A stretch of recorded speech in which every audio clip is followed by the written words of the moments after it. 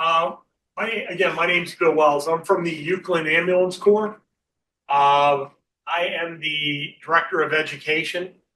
As a side note, my full-time job, I'm a high school teacher at TCHS Brandywine, where I teach allied health science. Specifically, I take high school seniors and they go through my program to become an emergency medical technician. And I was asked to come in today to speak to you guys because we are 911. When you call for an emergency, what are the people you're going to get? Okay. My background in EMS, I have been in emergency medical services for 45 years.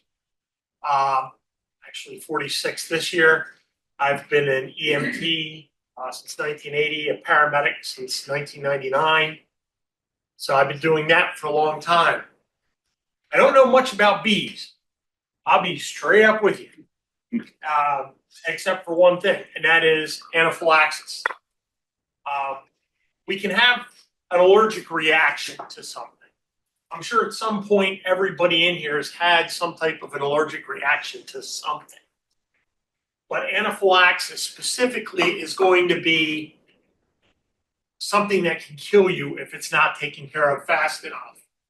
So anaphylaxis is the body's release of, I don't want to get too far out.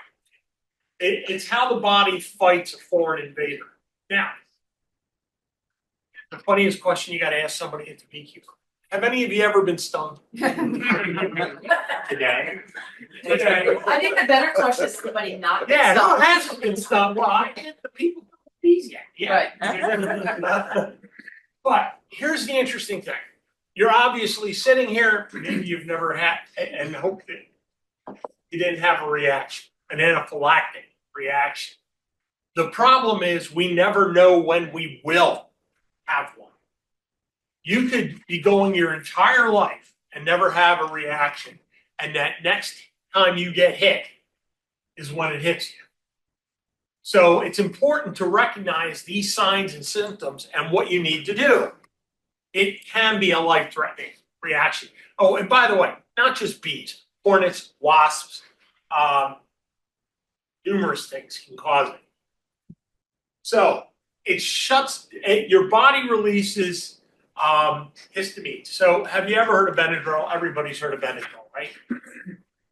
So that's the way to fight this on a minor allergic reaction. But it's something like this, it becomes life and death. Why? Your airway starts to close. You start to feel itching really bad, okay? And you got to do something quickly. Well, the first and most important thing you need to do is call 911. Even if you can't speak, call 911.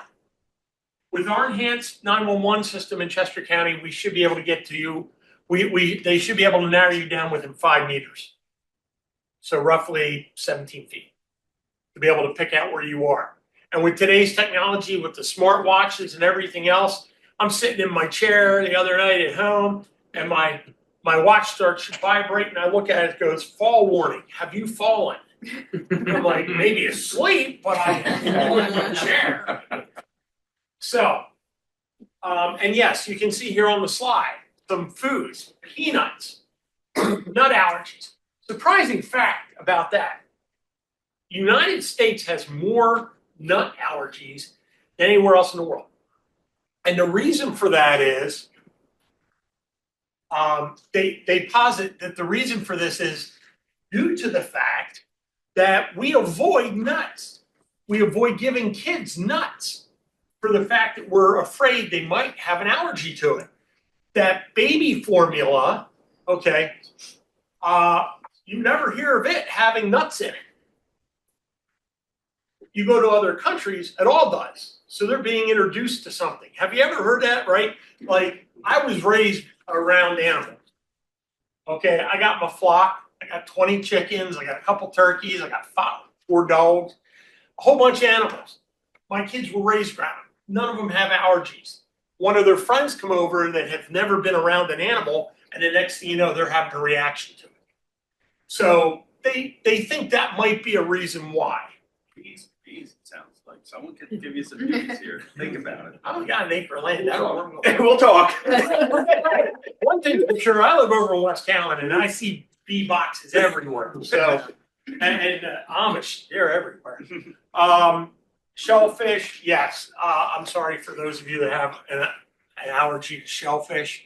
I personally love my lobster and shrimps and everything else. So, what can we do? Yeah, talked about foods. Food is the most common cause of an allergic reaction, okay? You can see as you go back down, it takes about to the fourth reason till you get to insect venom, but there's many different allergies.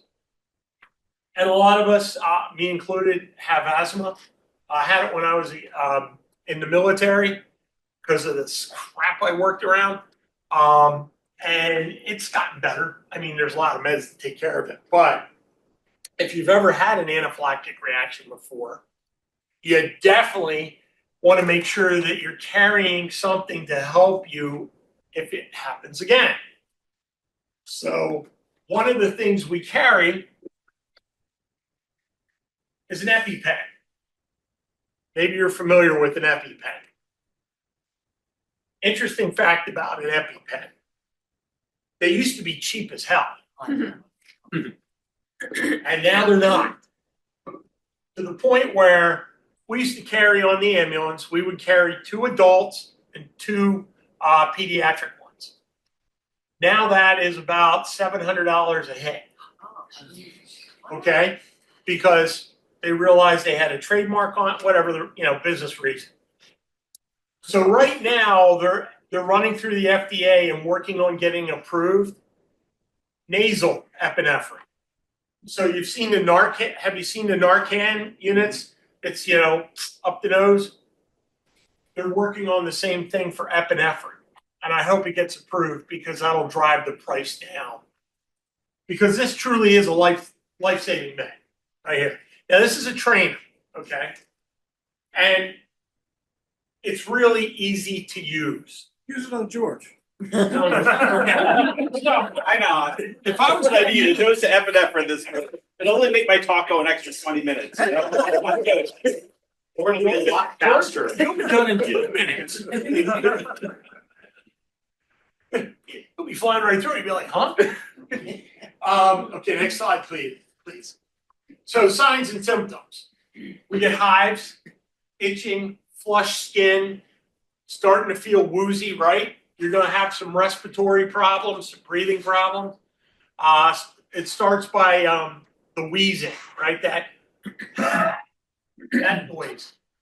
That's constriction of the bronchioles in the lungs.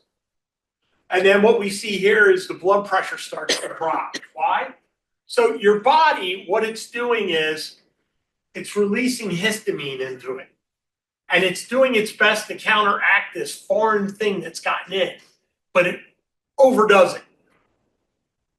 And it causes our body to flush.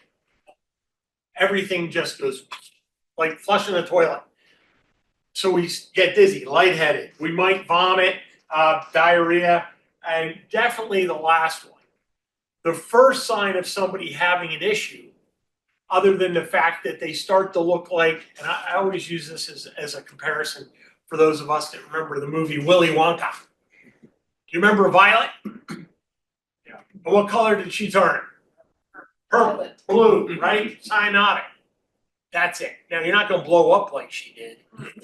That was a blueberry there, but that's the best way I can describe it. We start to see it around the lips, fingernail beds, mucosal in the mouth, people with different skin tones, okay?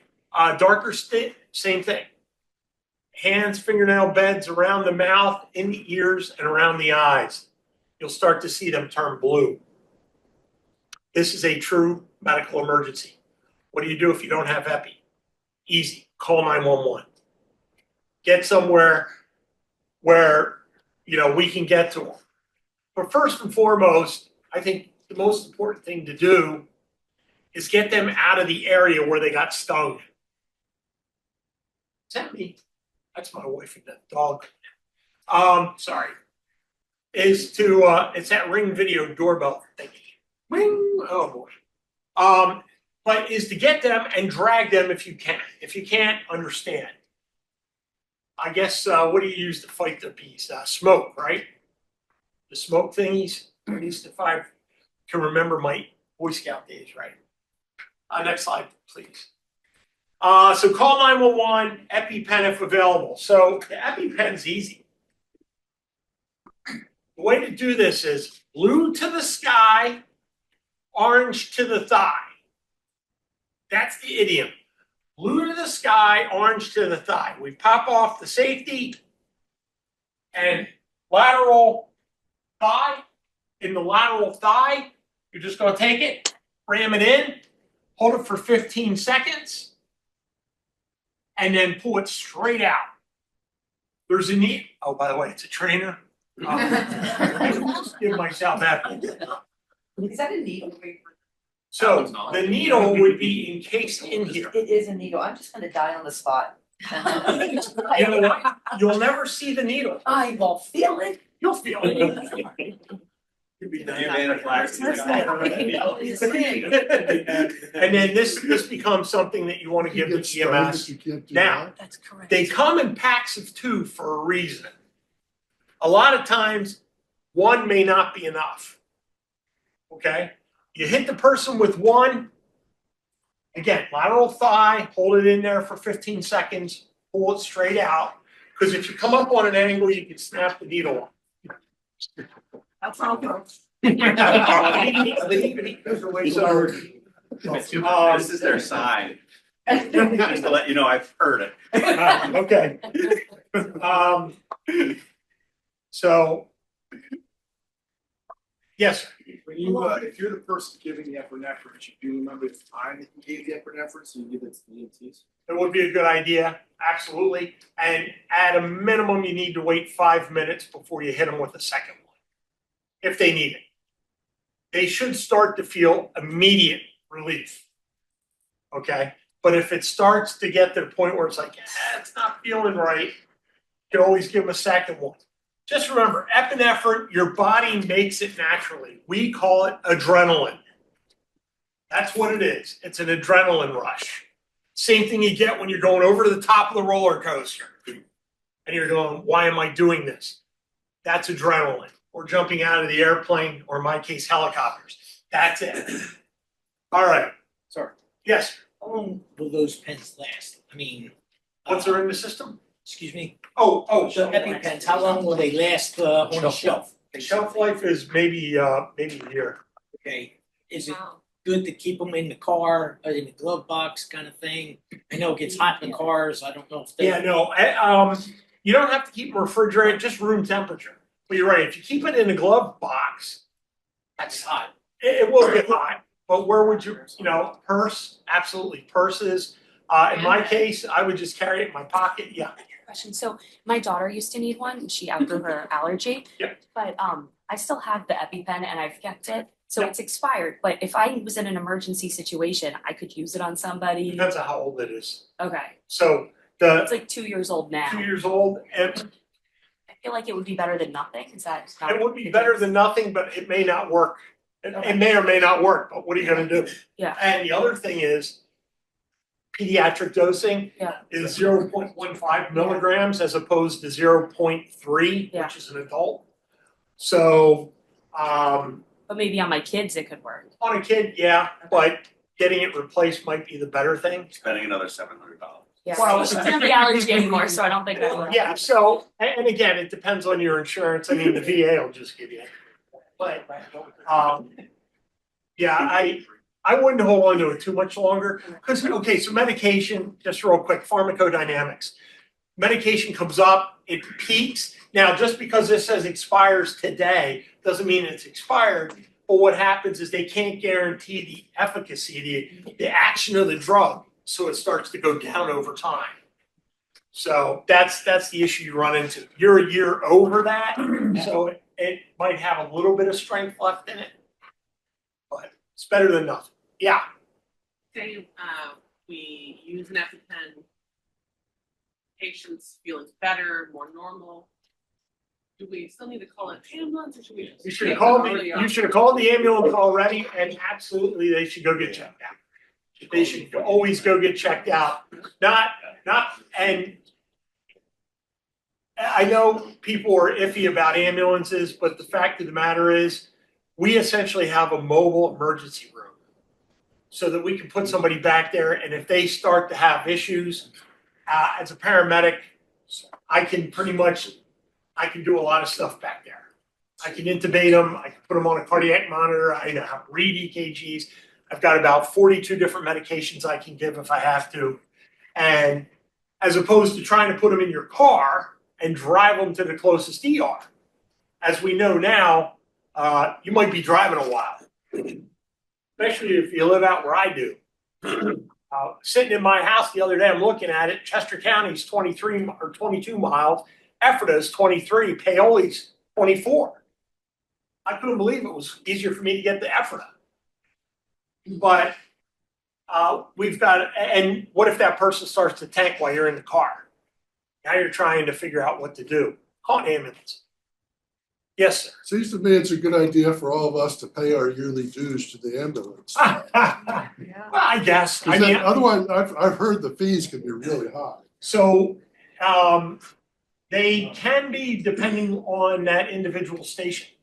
They vary. I mean, I know there's some places where it's tax supported or it's becoming tax supported.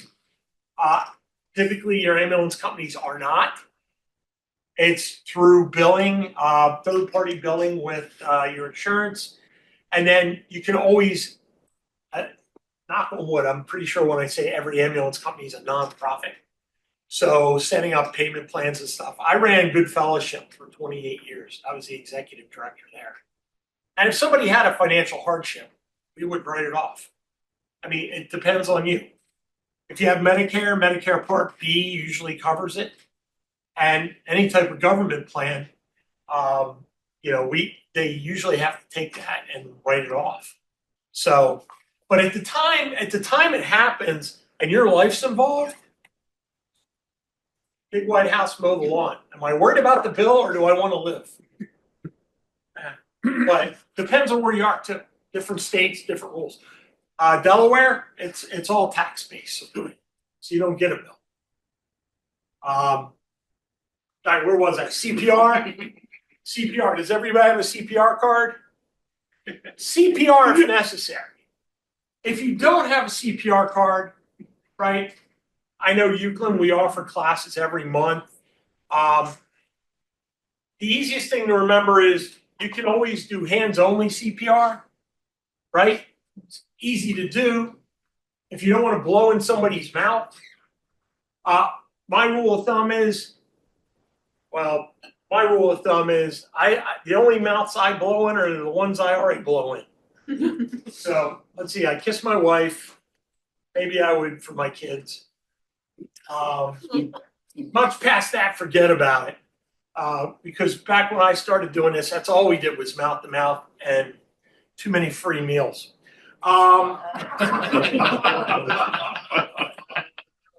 Okay, so next slide, please. I'm way over my time. No, you're just cutting into George's time. I'd like to hear this. Okay, so yeah, here we go. If you do have an allergy on this slide, that bottom one's important. Get a medical alert bracelet that just says anaphylaxis or allergic to bee stings or something like that. Something that allows us as EMS providers to quickly identify what the problem might be. Because the sooner we can do that, like I'm a diabetic, right? So I have one that I carry in my wallet. It says, bright letters, I am a diabetic. So if I'm laying on the ground, somebody can take a look, cops will get in there, pull it out, look at it, and go, hey, he's a diabetic, guys, and give me some sugar, okay? So it's not a bad idea to do that. I had one student 2 years ago that actually had a tattoo inside her wrist, and it said, I am a type 1 diabetic, because once you're type 1, you have it for life. And I thought that was the greatest thing ever. If you're gonna paint your body, put something useful. Next slide. I got a quick one for you. Quick question. Yes, ma'am. On the Apple iPhone, sometimes they have you put in like ice contacts and some health information there in case something goes wrong. Do you guys check that? We can. I think there's supposed to be a way, like they put it somewhere that you can access without having the passcodes. I just never, I honestly, the younger providers most probably know how to do that. I still have a problem using my thumbs to text. I could get a 12-year-old. Yeah, okay. My 16-year-old son can do it. okay, yeah, I guess there's like an emergency. Yes, If you don't have an EpiPen, would you recommend Benadryl before the guy passes out? Good question, great question. The question was, do you recommend taking Benadryl before the guy passes out? Okay, so here's the problem with Benadryl. If it's a slight reaction, sure. The problem is Benadryl is going to take about 30 minutes, at which point you could be dead. The reason being is it's called a third pass drug. Whenever you take a drug and you swallow it, it's got to go through your stomach, broken down, and it's got to get all the way to the liver, process the liver to go out to the bloodstream. So it takes 30 minutes for any drug to get into your body. Now, please keep in mind, that's not like nitro where you put it under your tongue and it melts. That's instantaneous into the bloodstream. But any medication, so Tylenol, Benadryl, any pills, I take 27. I gave up counting. But it takes about that long to get into your body. I've had patients that have done that. I get there and they're like, we took Benadryl. My first question, how long ago? 20 minutes. Okay, so I know I've got a little bit of time till it kicks in, but it limits how much I'm going to give them. Yes, ma'am. What about liquid Benadryl swished around the mouth? Would some of that begin to absorb through the mucous membranes in the mouth a little faster? It could a little bit faster, but usually that's not as strong as strength. Well, your typical dosing is 25 milligrams. So, but it still has to go down into the stomach, and everything's got to get to the liver. That's the problem. And unfortunately, your liver can only process one thing at a time. Okay? We don't have any college students here. Oh, just checking. Yes, ma'am. Okay, I have the medical alert bracelet, but I also have it on my USB. Oh, cool. That's really good. But then when you go to a hospital, they don't want to use the USB. Why? Because they I'm not think you got a plugging virus in on the USB device on my computer. Yeah. It's worth it. I don't know what to tell you. I'm like you. I carry a USB, but I know in our ambulances we have computers in the front that we can plug into. If that's a way of reading it, a lot of iPads and all these other things we're carrying now. But your medical alert is the most important thing. And oh my gosh, one of the best things people do is give us a typed out list of their medical history. Years ago, I don't know if Euclid did it. Years ago, we had this program called Vial of Life, and it would go in the refrigerator. And we would go in and open the refrigerator. There'd be a sign on it that says Vial of Life on the outside. We would open up and grab the little vial, and inside was your medical history and all your meds and allergies. It's the greatest thing ever. Really helps out. Yes. One other question. Yes, sir. I use something called Apis mellifica, which is a homeopathic Is medicine. that I just bought that. It's by Byron or something like Yeah, that. Byron. Iron. It's made in France, and it and I learned about it from other beekeepers who were taking it, because I asked the guy one day what he takes, and he says, I swell up like a balloon when I get stung. Right. He says, I carry a little vial of the Apis mellifica. They're little candies, and they're made from a very small dosage of bee venom. Okay. And he'll put 5 of these little things under his tongue. Yeah. And he said then he just operates as usual, and he gets no swelling. Okay. So what he's doing is, and this has been documented with snake, people that deal with snakes all the time, is a gradual, slow amount of venom into the body. What it does is it's kind of like getting a vaccination, giving you a little bit of something so your body creates a protection from it. Again, going sublingual, but I've never heard of that, but I have heard of that type of a process. where people will do that to desensitize their body. Okay, let me, if we can, I'll finish up the questions at the end. Oh, no, please, go ahead. Let's take a look at heat stroke, okay? This is the next thing. Heat stroke is the worst thing you can get. You're gonna possibly get heat cramps first, and then heat exhaustion.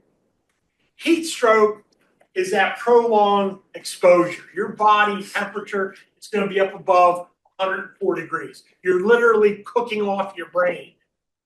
Never a good thing, okay? And it can damage your brain, heart, and kidneys.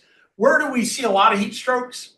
On like 100+ degree days, humidity's high, and somebody decides they gotta go out and run, you know, what is that? 5K, 10K, 25. My brother, he's an Ironman. You know, what are you doing today? Oh, I'm doing 26 miles. I'm like, have fun, bye. He's like, you wanna come? Sure, I'll fly in the car. I'll have the air conditioning. But seriously, so how do we know we're having a heat stroke event? The key sign, the heat stroke. Can you, if you could flip that, please. You see this algorithm as it comes down and different things, all right, that can cause this to be an issue. As we see this, prolonged strenuous exercise outside, you have risk factors. What would they be? Young children and elderly. Okay, these are two groups that always we're cautious about. We have no elderly here. I don't see anybody, nobody told to me. Chronic illnesses, you know, again, high blood pressure, heart conditions, diabetes, lack of air conditioning, and medications. If you're on hypertension medications, that's something to be careful of, because those meds are designed to control your blood pressure, and sometimes you need your blood pressure to go high. But if you're taking those meds, it won't allow it to happen, and that can have a detrimental effect. So the suits you guys are in, I understand, are pretty hot, right? I'll see you're hot and raise you a hazmat suit. No? Oh, okay, well, I just next slide, please. So when we look at this, altered mental state starts to happen. This next one is the big one. Hot, dry skin. Now you see profuse sweating. If you have profuse sweating, that's heat exhaustion. Heat stroke is when your body can no longer produce sweat. It has all evaporated, because the reason your body produces sweat is to cool it down. And when you no longer can produce sweat, or you become so hot that it immediately evaporates, you can't cool the body down. All right, this is where it becomes deadly. And it's rare. We don't get a lot of this. You know where we saw a lot of heat exhaustion and heat strokes? Back with the kids in the summertime playing football, and before they had such a thing as a red flag day, or they had to take mandatory water breaks. When I was playing football, it didn't matter how hot it was. We were out there playing till somebody would puke or fall out. They'd put you under a shade tree. 20 minutes later, you're back doing it again. And that's why I am the way I am. No, but, or at least that's what my wife would say. Have you ever had a concussion? I don't remember. So, nausea and vomiting, rapid heartbeat, seizures, and coma. Obviously, by the time you get to seizures or coma, not good. Again, call the ambulance. We can put them in the back. What are we going to do? Well, from an ambulance perspective, we're going to get them into somewhere cool. What can you do? Well, if you notice this, ice packs or cold towels. Where? Under the neck, in the armpits, in the groin. Why do we pick these places? That's where blood flows closest to the skin. Have you ever, if you can remember when you were a kid and you would get sick, my mom was classic for this. The wet washcloth on the back of the neck, and it would just make you feel better as you're praying to the porcelain god. As you're there, and it would help. Well, this is where you can cool somebody down till advanced care gets there.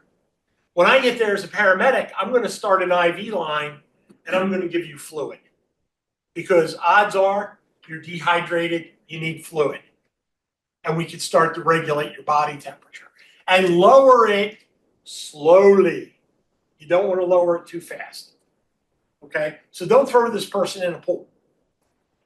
For that matter, they'd be doing the floppy chicken in there and it wouldn't look good. Call 911, move to a cooler environment, get their clothes off, okay? Cool water to the skin, fan them, don't give fluids if they're unconscious, okay? I teach my EMT students. The only thing an unconscious person gets in their mouth is an airway. You don't have those. We do. Other than that, don't put anything in their mouth. You just want to make sure, and diabetics, if you're out there, watch the heat because we can really start to drive our blood sugar down if we're out working in extreme heat. So you want to keep an eye on your blood sugar, okay? Matter of fact, my suggestion would be before I go out in the heat to do something, pack on some carbs. Yes, I just told you to pack on carbs. Okay, eat a bagel. Something that's going to give you some energy, all right? Because otherwise you can burn right through a chocolate bar. Next slide, please. Stay hydrated. This is how we can prevent it. Avoid the strenuous. If you can go out and take care of the bees in the morning when it's cooler, like it was this morning. Oh my God, it was beautiful. Excuse me? Too cold to work on the bees. Yeah. Oh, really? Yeah. Oh, it was 45. That's not cold. That's too cold. Oh, is it? All right. I'll take your word for it. What do I know? My chickens better be producing.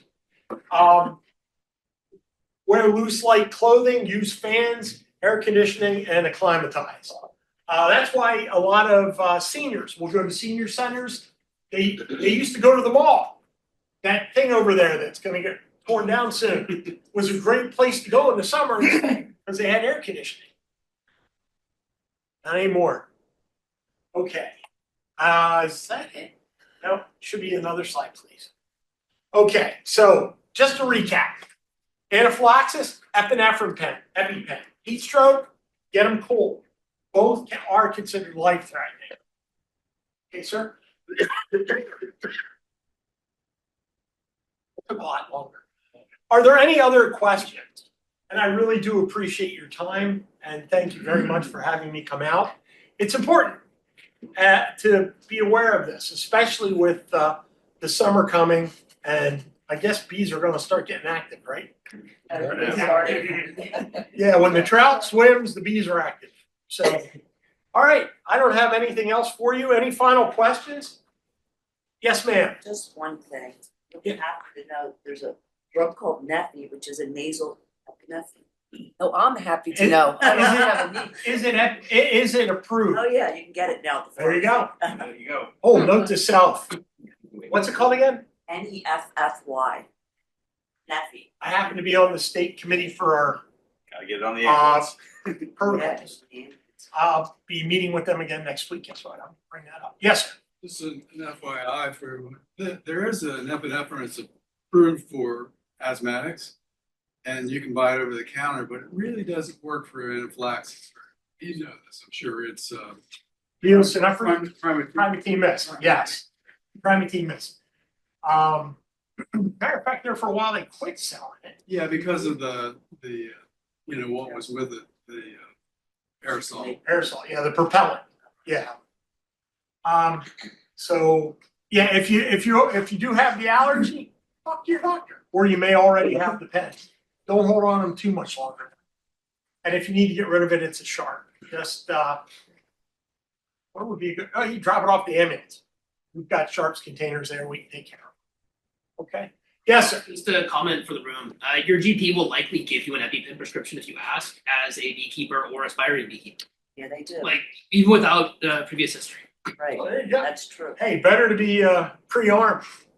Yeah, that's true. And as long as you got decent insurance, I have it because of. And if you don't,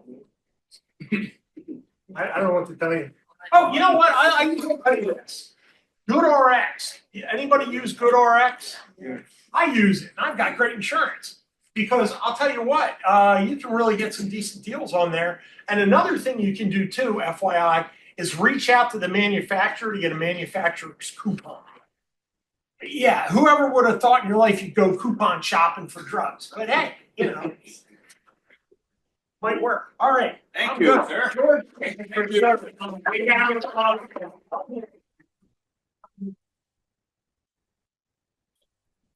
No, I hope not to see any of you. Well, I'll see him again. You'll see Damon. I want to thank Bill for making George sit there for 40 minutes and see what it's like. Sorry if I took too long. No, that's good. Thanks for Thanks, Bill. Appreciate it. Or your local ambulance group. Yeah, support your ambulance and don't mess with anaphylaxis. You know, there's three types of reactions. There's four types of reactions you can get when you get stung, right? You can get no reaction, which is me, because I've been stung a billion times. You can get a very local reaction, right, where you can swell up a little bit at the site, which is normal. You can get a large local reaction. This is where people get confused, right? So they swell up their whole arm and then they think they have anaphylaxis. You don't. You basically have a large local reaction. And that's not at risk for anaphylaxis. And then you could have what Bill just described, which is the systemic symptoms, which is anaphylaxis.